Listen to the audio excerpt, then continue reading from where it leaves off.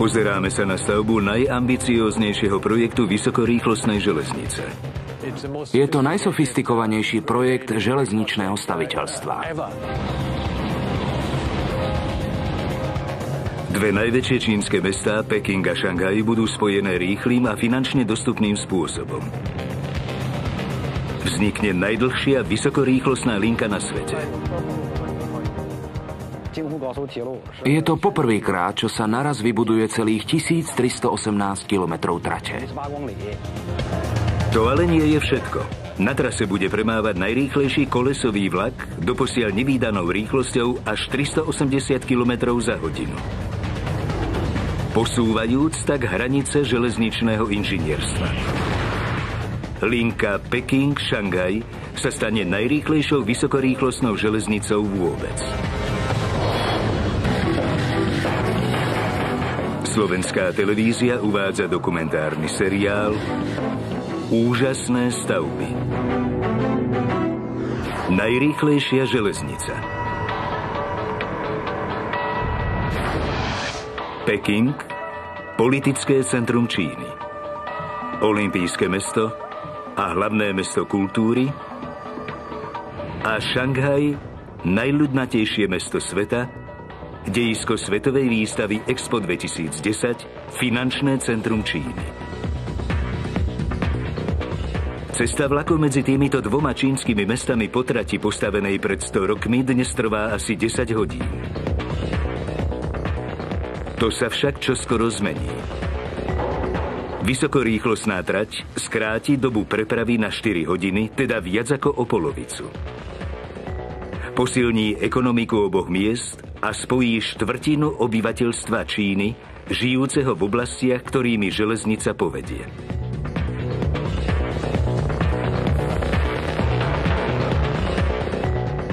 No na prekonanie 4-hodinovej bariéry budú musieť inžinieri zostrojiť vlak, ktorý bude schopný prepraviť pasažierov rýchlosťou 380 km za hodinu, čím vznikne nový železničný rekord. Aby sa predišlo katastrofe, každá časť železnice vrátane vlaku, koľají, mostov, signalizačných zariadení aj staníc sa musí od základov nanovo premyslieť. Pre dizajnérov a inžinierov novej trate je to skutočná cesta do neznáma.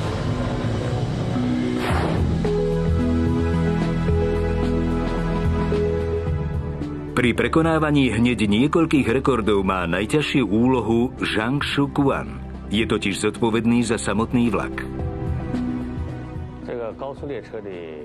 Dizajnu vlaku sme venovali veľkú pozornosť. Chceli sme, aby bol technicky dokonalý a aby zároveň reprezentoval čínsku kultúru. Hranicu 200 km za hodinu prekonalo ako prvé Japonsko svojím rýchlovlakom Shinkansen, ktorého dizajn pripomína kačasí zobák. Francúzske TGV s charakteristicky sklopeným nosom prekonalo hranicu 300 km za hodinu v roku 1909. Najrýchlejší čínsky vlak CRH-3 dosahuje rýchlosť 350 km za hodinu. Je to svetový rekord dosiahnutý za pomoci nemeckej technológie. Naopak, nový CRH 380 je výlučne čínsky projekt a rýchlostný rekord má kráčať ruka v ruke s nezameniteľným vzhľadom. Uvažovali sme nad všetkým, čo sa pohybuje rýchlo. Napríklad kôň, ten je veľmi rýchly.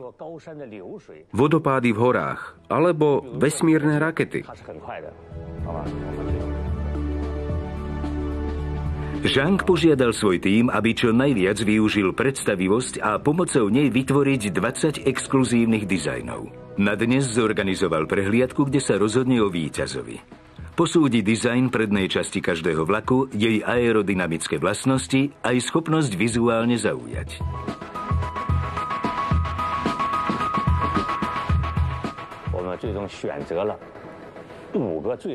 Napokon sme sa prepracovali k 5 najlepším dizajnom.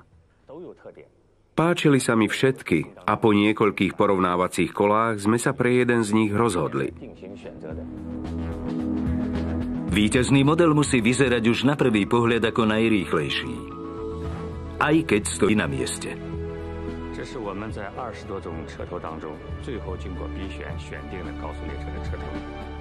Z 20 návrhov sme vybrali tento. Pôsobí dynamicky, moderne a je krásny. Vynikajúco si poradí s odporom vzduchu aj hlučnosťou. Dobre je zvládnutý priestor pre vodiča aj celkové proporcie. Podľa nás je to najkrajšie čelo rýchlovlaku, aké kedy kto navrhol. Po voľbe dizajnu prichádza na rad samotná konštrukcia čela.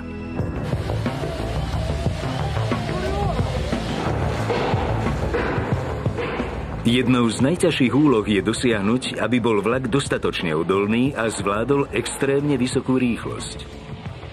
Hustota vzduchu pred vlakom je pri rýchlosti 380 km za hodinu taká vysoká, ako by vlak sústavne prerážal tehlové steny. Ak nebude čelo dostatočne pevné, pod tlakom sa rozpadne.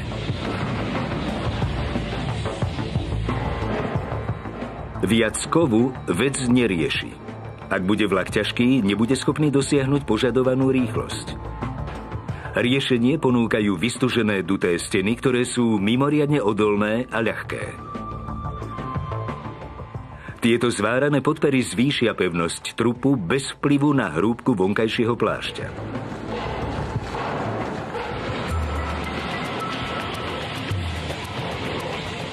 ...380 km za hodinu je viac než vzletová rýchlosť lietadla Jumbo Jet. Takáto rýchlosť prináša riziká. Pozrite sa na toto pretekárske auto.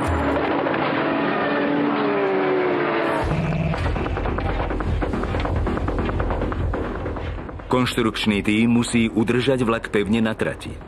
Na každú stranu čela pribudnú takéto vyčnievajúce ramená.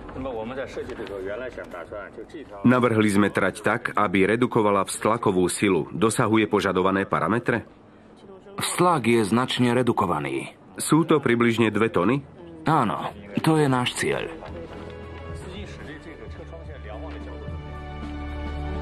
Toto sú akési obrátené krídla, vďaka ktorým bude tlak vzduchu tlačiť vlak smerom dole, nie nahor.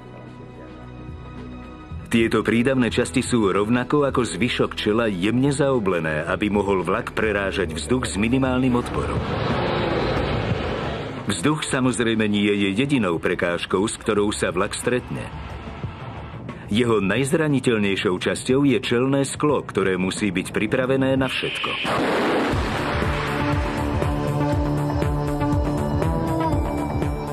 Tu, v Čínskom národnom centre testovania bezpečnosti skla, hľadajú vedci pre najrýchlejší vlak sveta to najodolnejšie sklo.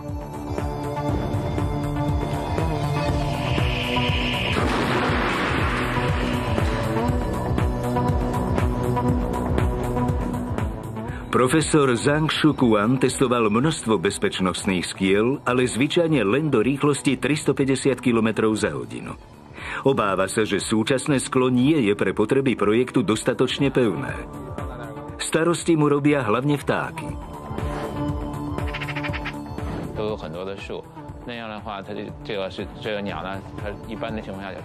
Pred približujúcim sa rýchlovlakom sa nedá utiecť. Keď vták vzlietne, narazí presne do čelného skla.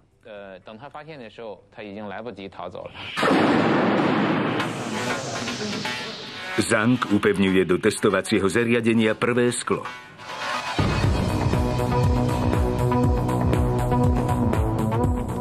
Technici pripravia projektil. Mŕtve kurča, ktoré si spravidla s lietaním nespájame. Tento 9-metrový kanón dá kurčaťu krídla a rýchlosť viac ako 380 km za hodinu.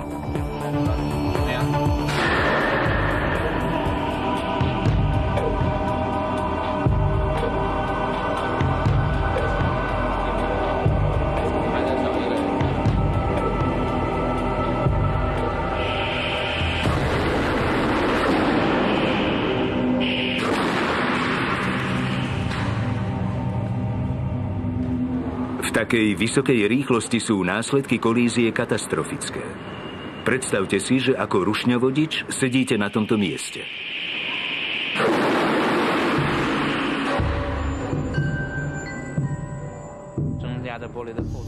Zhangové obavy sa veľmi dramatickým spôsobom potvrdili. Teraz ho čaká výzva.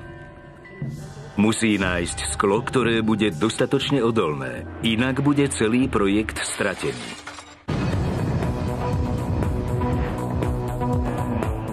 Vysokorýchlostnou traťou disponuje 11 krajín sveta. Ani jedna sa však na túto nepodobá. Vysokorýchlostná linka Peking-Šanghaj má byť najdlhšia a najrýchlejšia na svete. Jej súčasťou budú aj najdlhšie a najsilnejšie mosty. Čína do projektu investovala 32 miliárd dolárov. Nie je to však žiadne plytvanie. Môžem povedať, že na trati Peking-Šanghaj každá ušetrená minúta znamená pre čínsku ekonomiku prínos 10 miliónov dolárov.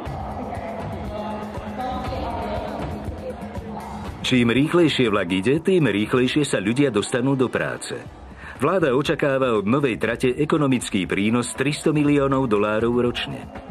Na to je však potrebné umožniť vlaku plnému cestujúcich prekonať rekordnú rýchlosť.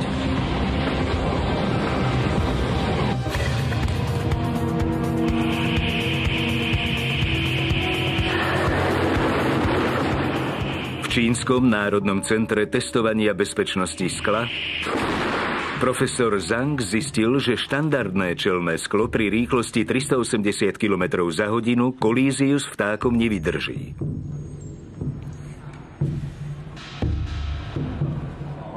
Kúsok tadiaľto. Dúfa, že riešenie poskytne nasledujúca vzorka. Živicové jadro kryté mimoriadne tenkými tabuľami zosilneného vrstveného skla, špeciálne navrhnutými pre absorbovanie nárazov vo vysokej rýchlosti. Pripravte sa, je to dôležitý finálny test pre 380-ku.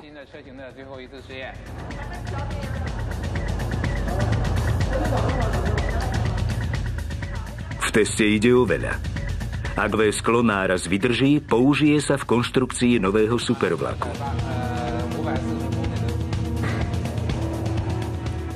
Tu už máme 600. Všetko v poriadku? Zhang netrpezlivo čaká, kým tlak v testovacom kanóne narastie.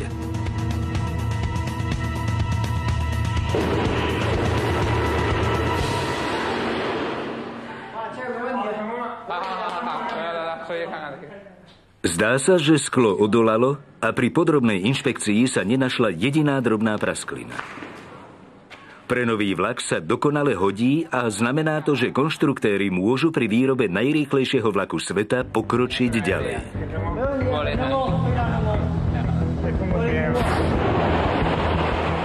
Najvyššia rýchlosť kolesového vlaku je v súčasnosti 350 km za hodinu. Posun na 380 sa nezdá veľmi výrazný, no v praxi to znamená, že konštruktéri musia výrobu množstva komponentov začať celkom od nuly. Jednou z kľúčových častí je kolesová jednotka, teda podvozok. Zhang Hong vedie výrobu podvozku nového vlaku. Je to náročný proces plný nekonečného množstva úprav a testov. Koľko testov sme dnes spravili? 3 cykly. Aké je vyváženie podvozku? Je vynikajúce. Zhang svoj dizajn vylepšoval celých 8 rokov. Vývoj predlžoval fenomén zvaný kolísanie. Ak totiž podvozok nie je dokonale vyvážený, vlak sa môže vo vysokej rýchlosti prudko rozkývať zo strany na stranu. Začne sa kolísať. Kolísanie je spôsobené tým, že dotyková plocha kolies nie je rovná, ale zaoblená. A vlak môže medzi týmito nábehmi kmitať ako kývadlo. Zhang Hong však nemôže tieto plochy vyrovnať, keďže práve oni umožňujú vlaku prechádzať zákrutami. Funguje to takto. Váha vlaku sa v zákrute prenesie na jednu stranu. To vyvolá efekt, že vonkajšie koleso tlačí na špičku jeho nábehu a vnútorné koleso na spodnú stranu nábehu. S kolesami bežiacimi na rôznych polomeroch je vlak vedený do zákruty. Na rovných častiach trate však môže najmenšia nerovnosť spôsobiť kolísanie, ktoré so zvyšujúcou sa rýchlosťou narastá. Zhangov posledný prototyp prešiel všetkými balančnými testami, ktoré továreň ponúka. Ale toto miesto je iné. Tunajšie testovacie zariadenie definitívne rozhodne o novom podvozku. Riaditeľ výskumu a testovania je Liu Hongyo. Počas dnešného testu zvýšime rýchlosť na 420 km za hodinu. Ak sa pri tejto rýchlosti nedostavia žiadne väčšie vibrácie, test bude úspešný.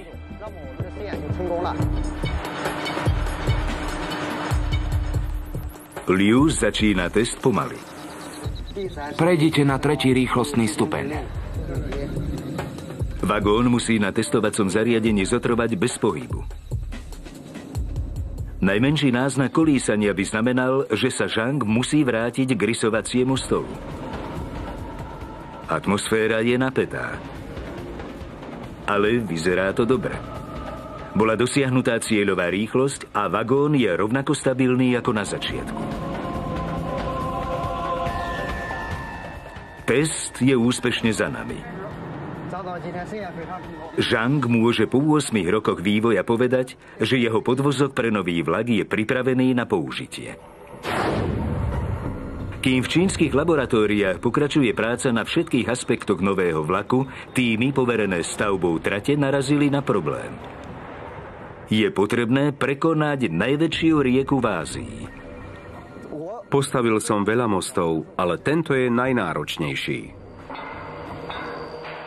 Vyriešiť problém znamená postaviť najodolnejší most na svete.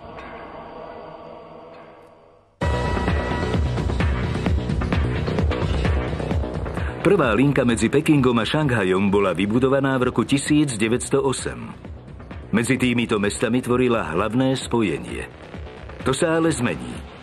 Nahradí ju najrýchlejšia železničná trať sveta. Aby sa tak stalo, Číňania musia preklenúť rieku s najhustejšou dopravou. Práve to je najväčšia výzva celého projektu.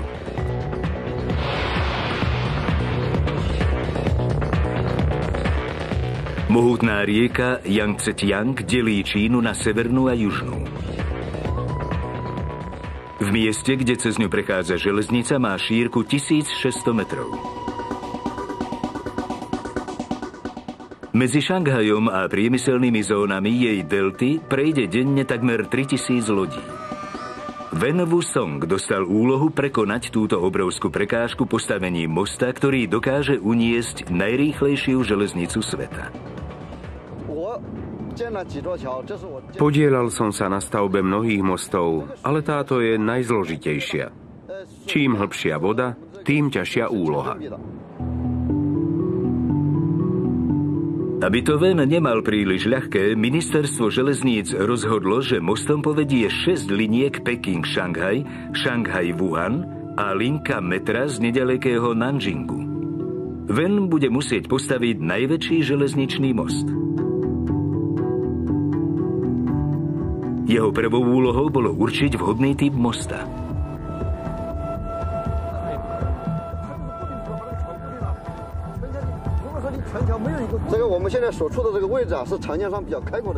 Keďže voda tu má hĺbku až 51 metrov a doprava na rieke je mimoriadne hustá, normálne by ste použili široké rozpätie mosta, ako pri diaľnici. Široké mosty ako tento sú ideálne, pretože nie je potrebné pod vodou budovať priveľa podporných štruktúr. Aj keď sú ideálne pre cestnú dopravu, sú nepoužiteľné pre rýchle a ťažké vlaky.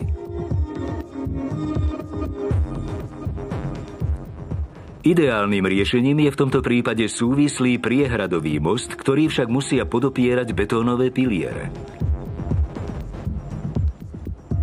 A pri vode hlbokej ako 17-poschodová budova je ich vybudovanie veľkou výzvou pre inžinierov. V 51-metrovej hĺbke sa podobný most ešte nikto nikdy nepokúšal postaviť. Ven chce dostať svojich pracovníkov čo najbližšie ku korytu rieky použitím ponorných plošín známych ako kesóny, čo sú v podstate akési veľké vedrá. 80 metrov široké, 6000 tón vážiace kovové nádoby dotiahnu s použitím GPS po jednej na pozície s 5 cm presnosťou. Zabezpečia prístupné pracovné plochy, izolované od riečnej dopravy, v dostatočnej blízkosti koryta rieky. Inžinieri do spodnej časti kesónov vyrežú diery pre oceľové rukávy siahajúce hlboko do vrstiev bahna na dne rieky. Potom nimi vyhlbia otvory do jej skalného podložia a naplnia ich betónom potrebným pre piliere mostu. A napokon naplnia betónom samotné kesóny, aby most stál na dostatočne širokej platforme. Má rozlohu 7 basketbalových ihrísk, vydrží tlak 80 000 tón a unesie naraz 6 idúcich vlakov. Keď sú platformy na mieste, tím začína so stavbou samotného mosta za použitia šplhacích žeriavov, ktorými sa jednotlivé kusy umiestnia na správne pozície a následne zoskrutkujú. Po 40 mesiacoch tvrdej práce malo byť zatiahnutie poslednej skrutky vrcholným momentom celého tímu. Ale počasie plány zmenilo. Most sa vplyvom tepla roztiahol natoľko, že došlo k vychýleniu skrutkových otvorov. Všetci museli čakať na západ slnka, pokles teploty a opätovné zmrštenie mostu. Sledovali sme, ako sa diery pomaličky vyrovnávajú. Keď sa napokon všetko podarilo, robotníci boli veľmi vzrušení, hádzali piráty a šťastne sa objímali.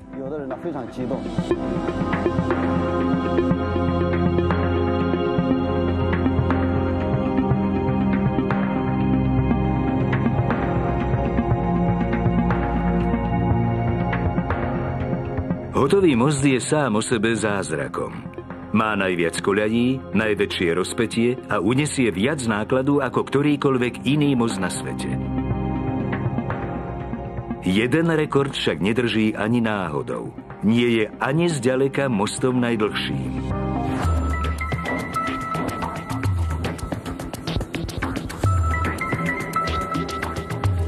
Táto podsta samozrejme patrí inému úseku linky Peking-Šanghaj. Kvôli ochrane poľnohospodárskej pôdy konštruktéri pomocou pozemných mostov zdvihli nad polia neuveriteľných 80% trate. To tiež zabezpečí odstup od neželaných návštevníkov. Najdlhší z týchto pozemných mostov je tu medzi Kunshanom a Danyangom. Má vyše 164 km, čo je viac ako dĺžka 4 maratónskych pretekov. To z neho robí jednoznačne najdlhší most na svete, dvojnásobne dlhší od svojho najbližšieho rivala.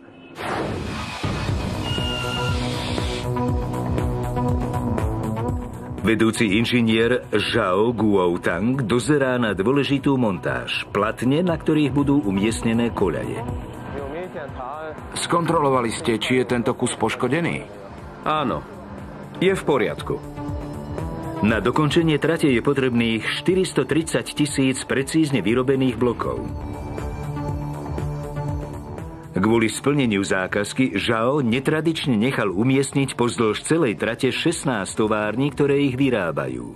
Táto v Bengbu je najväčšia. Sme najväčší! Jej manažér Shishong Wei má pred sebou veľa práce. Podľa plánu, ako vidíte. Takmer tu nie je miesto. Vyrobili sme 16 000 panelov. Viac ako 13 000 kusov už bolo očistených. Problém je, že betón sám o sebe nie je dostatočne pevný ani pre bežné rýchlovlaky. Prechádzajúce vlaky panely pod nimi deformujú. V továrni si museli poradiť s ešte väčšou záťažou v podobe nového rýchlovlaku a urobili krok vpred. Pracovníci najskôr vyrobia pletivo z oceľových tyčí. 2 takéto mreže potom vložia do formy a zalejú betón. Medzi týmito vrstvami sú navyše umiestnené oceľové laná, napnuté silou 500 tón.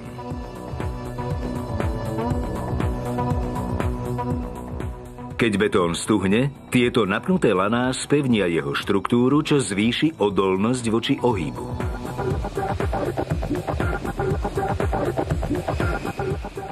Panely sú v závere dôkladne upravené. Laserom navádzané brúsne kamene ich zarovnajú s presnosťou na 10 milimetra. Výsledkom je pravdepodobne najpevnejšia a najprecíznejšia trať na svete. Keď sa najrýchlejší vlak sveta poženie po najrovnejšej trati, stane sa najslabšou časťou reťaze rušňovodič.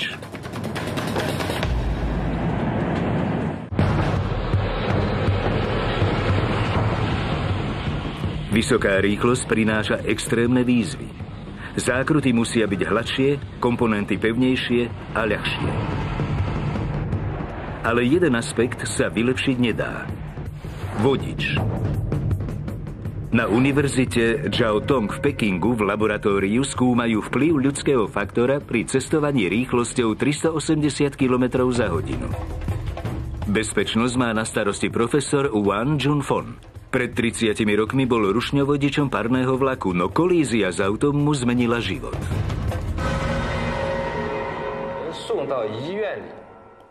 Odviezli sme ľudí do nemocnice, ale po návrate na miesto nehody sme na trati našli odseknutú ruku. Vtedy som si uvedomil dôležitosť systémov kontroly vodiča pre bezpečnosť na trati. Kľúčom k bezpečnosti je signalizácia a profesor Wan za pomoci počítačovej simulácie vidí, prečo konvenčné systémy pri vysokých rýchlostiach zlyhávajú. V rýchlosti 120 km za hodinu si červené signalizačné svetlá všimnete ľahko. Ak však zrýchlite na 380, je takmer nemožné ich postrehnúť. Riešením je centrálny počítač, ktorý vyhodnocuje údaje o polohe a rýchlosti každého vlaku pomocou zariadenia fungujúceho na princípe čipovej karty.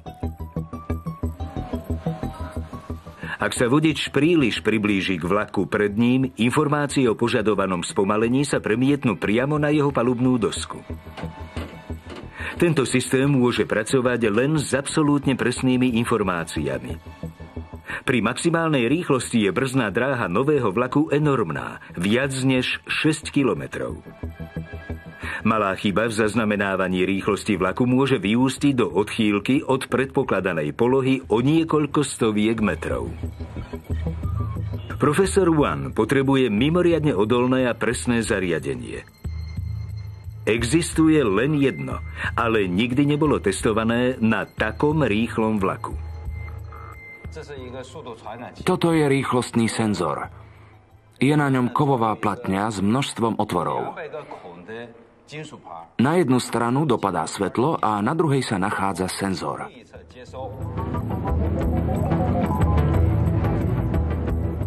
Tanier je pripevnený k náprave a otáča sa súbežne s kolesami.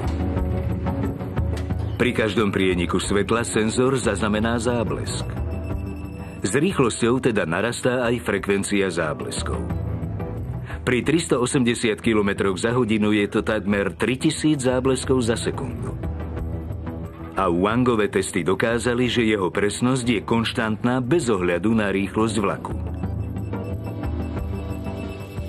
Je to kľúčová súčasť nového systému a veľký krok vpred v oblasti železničnej dopravy. Kedysi sme nemali žiadne kontrolné systémy, ani rýchlomer. Dnes má vodič všetky potrebné informácie pred sebou. Vie, ako ďaleko sa nachádza cieľ, aká je jeho vlastná poloha, dostáva informácie o tom, akú má mať rýchlosť.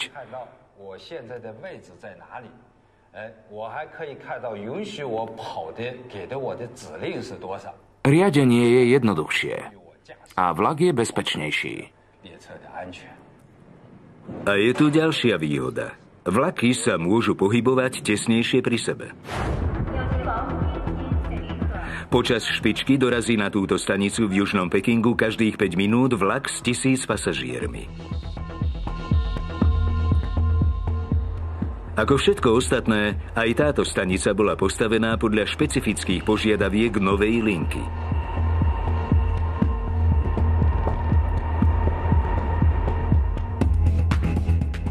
Stanica Peking-Juh je obrovská, s rozlohou väčšou ako olympijský štadión Vtáčie hniezdo. Pri stavbe bolo použitých 60 000 tón železa a na spoj v nej môže čakať až 10 000 ľudí. Hlavnými architektmi projektu sú Stefan Krumik a Zhao Tizheng. Trať umožňuje cestovať rýchlosťou 380 km za hodinu. Je rýchla.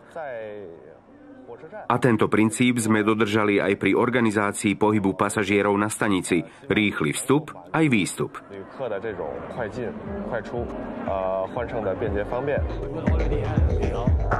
Aby stanica zvládla očakávaného 500 000 pasažierov denne, rozdelili ju na úrovne, odchody nad koľajami a príchody pod nimi. Toto riešenie malo predísť vzniku preplnených nástupíšť v čase špičky, ale vyskytol sa problém. Linka Šanghaj-Peking používa mimoriadne dlhé vlaky. Majú až 400 metrov. Takže potrebujete veľmi široké nástupné plochy. V Pekingu je vcelku nepríjemné podnebie. Chladné zimy, horúce letá aj piesočné búrky. Takže za ideálne riešenie sme považovali stavbu obrovskej strechy, ktorá zakrie a izoluje všetky nástupištia. No takáto strecha musí mať dostatočnú podporu. Silné podpory zaberajú veľa miesta a toho nebolo nazvyš. Rozhodli sa prizvať špecialistu. Gomana Hou. Na tejto strane bude vlak zastavovať. 1000 pasažierov v každom vlaku. Veľký pilier by na tomto mieste obmedzoval pohyb, takže musíme vymyslieť niečo iné. Jedinou možnosťou bolo medzi dráhy vtesnať dostatočne štíhly pilier. Ale Goman vedel, že štandardný dizajn nebude dostatočne pevný. Navrhol túto ultramodernú budovu vybaviť starobylou technológiou. Predstavme si, že Stefan je oporný stĺp. Ak ho takto potiahnem, ľahko stratí stabilitu. Ale ak roztiahne nohy, hýbe sa s ním omnoho ťažšie.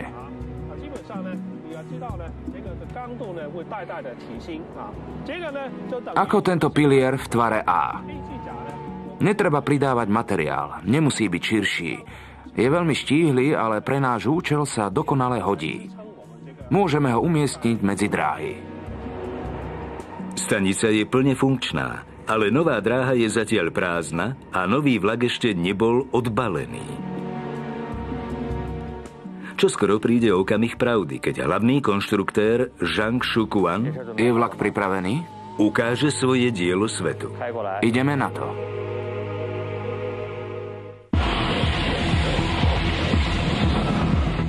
Nová dráha medzi Pekingom a Šanghajom je projektovaná tak, aby uniesla najrýchlejšie vlaky sveta. Ale predtým, ako vlaky začnú premávať, je potrebný ešte jeden dôležitý test. Kvôli mysterióznemu fenoménu, ktorý môže zrujnovať akúkoľvek konštrukciu. Fenomén sa nazýva rezonancia a je to veľmi prudká forma vibrácie.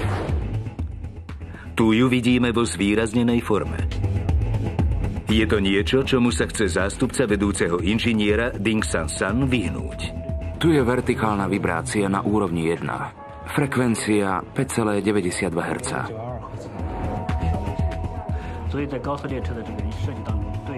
Rezonancia je mimoriadne citlivá záležitosť a jej skúmaniu venujeme veľa času. Rezonancia je tendencia objektov pri určitých frekvenciách výrazne kmitať. Napríklad táto ladička vždy rezonuje pri 440 Hz.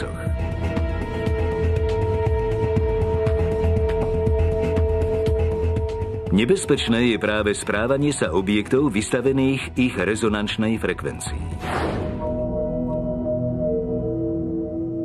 V roku 1940 bol novootvorený most Tacoma Bridge v Spojených štátoch vážne poškodený. Vibrácie prúdiaceho vetra boli identické s rezonančnou frekvenciou mosta. Vplyvom energie vetra most začal rezonovať tak silno, že sa úplne rozpadol.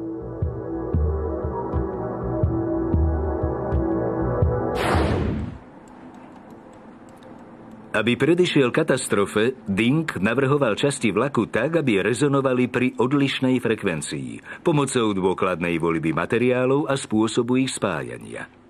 Je to obzvlášť podstatné pre trup a podvozok, dva najväčšie komponenty. Práve testuje trup. Do každého rohu prednej časti vlaku je umiestnené vibračné kladívko. A technik pomaly mení frekvenciu, ktorou vibrujú. Keď frekvencia kladiviek dosiahne rezonančný bod vlaku, bude vibrovať veľmi silno. Je ľahké ju cítiť, ale je ťažko viditeľná. A zda pomôže fľaša s vodou. Je potrebné, aby mal trup rezonančnú frekvenciu vyššiu ako 6 Hz mimo kritickej zóny podvozku. Kvôli ostatným častiam vlaku však nemôže byť privysoká. Dnešný cieľ je 17 Hz. Experiment sa začína pri 13. Členovia tímu hľadajú príznaky rezonancie. Cítim, ako to silnie. Zrejme je blízko rezonančného rozsahu. Presne pri 17 Hz sa čelo vlaku prebúdza.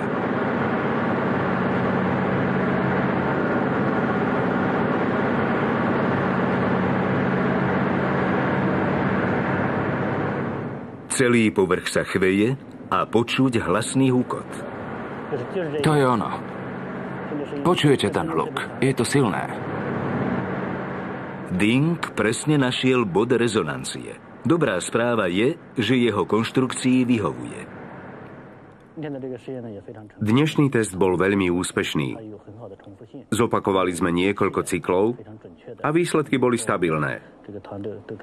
Môžeme byť maximálne spokojní.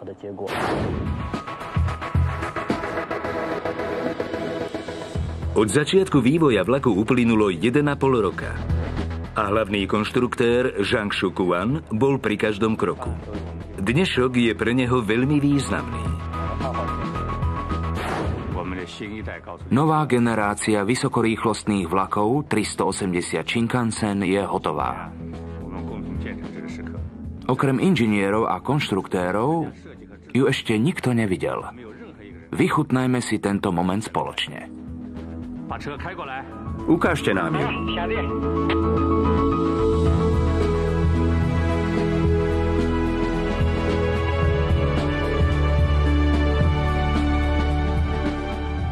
Teraz vidíme jej tvár. Vzrušujúce. Nie je krásna?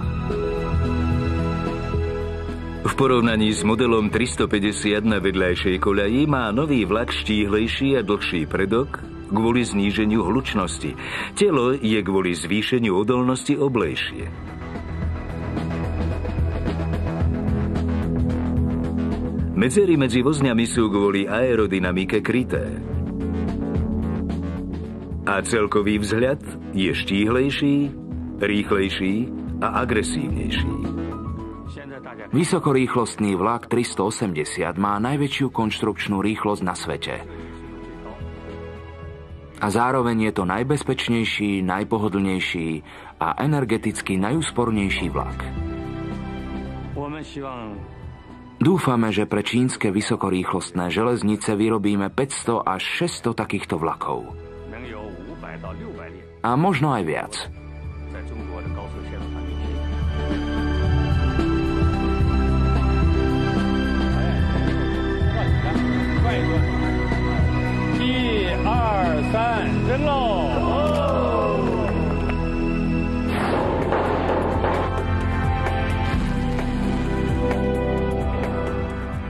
Vývoj a zostrojenie najrýchlejšej železničnej trate a najrýchlejšieho vlaku na svete stálo Čínu $32 miliárd. Tým nepochybuje o tom, že investícia sa oplatí. Dôvod tejto istoty je prekvapujúci a o Číne 21. storočia hovorí veľa.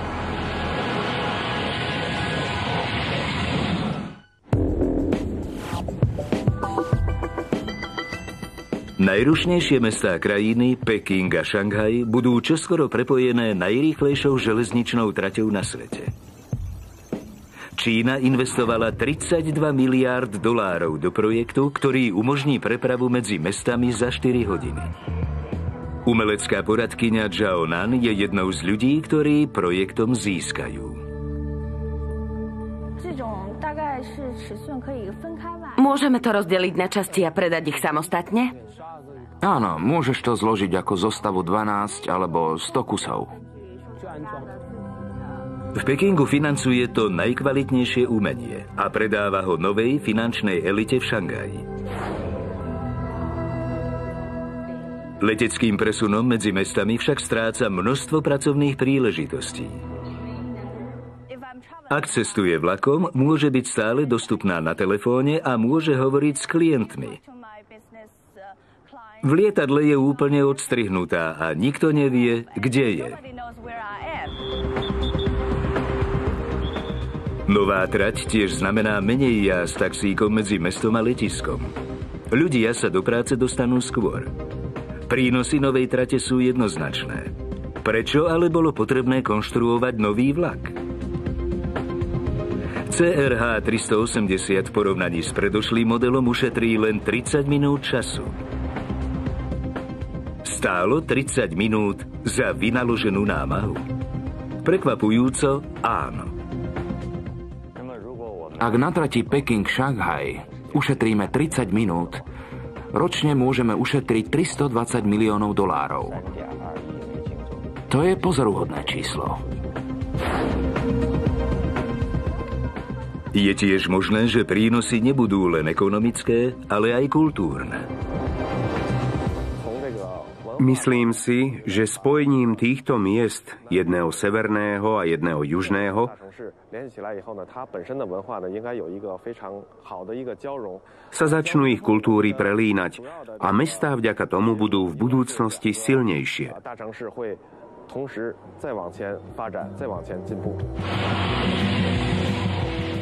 Okrem obyvateľov Pekingu a Šanghaja, nová linka bude prínosom pre štvrtinu obyvateľstva Číny, ktorá v blízkosti trate žije.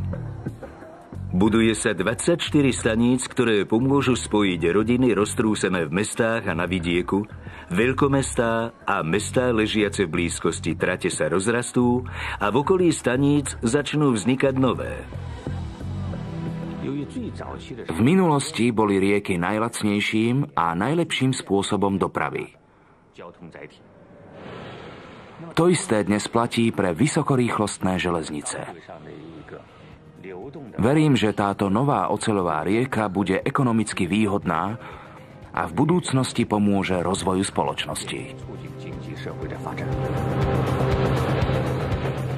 Linka z Pekingu do Šanghaja má hneď niekoľko svetových prvenstiev, ale budú to milióny zmenených životov, ktoré sa stanú jej skutočným dedičstvom.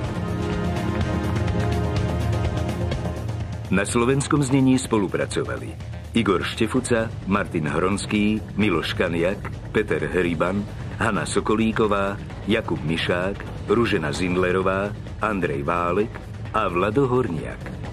Slovenské znenie vyrobila Slovenská televízia pre rozhlas a televíziu Slovenska 2012.